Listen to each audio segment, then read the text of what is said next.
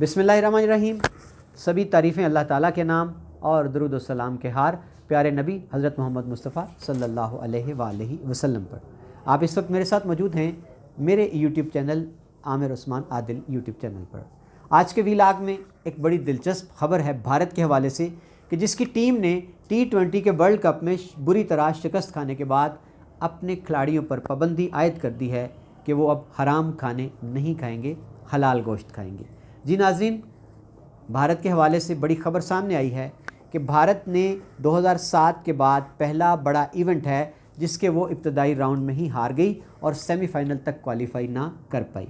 इस ज़िल्लत आमेज़ शिकस्त के बाद भारत क्रिकेट बोर्ड ने एक पूरा डाइट प्लान बनाया है और फैसला किया है अब खिलाड़ियों की फ़िटनेस पर कोई कंप्रोमाइज़ नहीं किया जाएगा।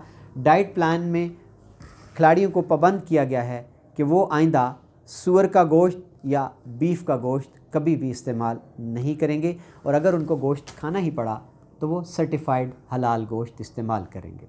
इसको क्या कहें, इस्लाम के जो मुसल्लमा असूल हैं, जो फितरी असूल हैं, उनकी सदाकत का इतराफ़ कहें कि बिलाखिर हिंदुओं को भी ये मानना पड़ गया कि हलाल गोश्त नेमत भी है, सेहत भी है, ग़िज़ाइयत भी है।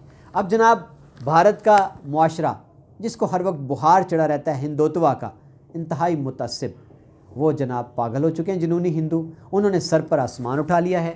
अपने ही क्रिकेट बोर्ड के लत्ते लेते हुए ये कहा कि क्रिकेट बोर्ड का ये फ़ैसला मुस्लिम नवाजी पर मबनी है, मुसलमानों के साथ यकजहती है कि वो हलाल गोश्त खाने के लिए अपने खिलाड़ियों को पाबंद कर रहे हैं। नाज़रीन, आज के व्लॉग में हमने बात की एक बड़े दिलचस्प फ़ैसले की कि भारतीय क्रिकेट बोर्ड ने शिकस्त के बाद अपने खिलाड़ियों की फ़िटनेस पर तवज्जो देने के लिए एक डाइट प्लान जारी करते हुए भारतीय क्रिकेट के खिलाड़ियों को मना कर दिया है, पाबंदी आयद कर दी है कि आइंदा वो सूअर का गोश्त या बीफ का गोश्त नहीं खाएंगे। हाँ, अगर गोश्त खाना हुआ तो सर्टिफाइड हलाल गोश्त इस्तेमाल करेंगे। इस्लाम ज़िंदाबाद। बहुत शुक्रिया नाज़रीन, मेरे चैनल को कीजिए सब्सक्राइब और अपना रखिए बहुत सा ख्याल। आमिर उस्मान आदिल को दीजिए इजाज़त। अल्लाह हाफ़िज़।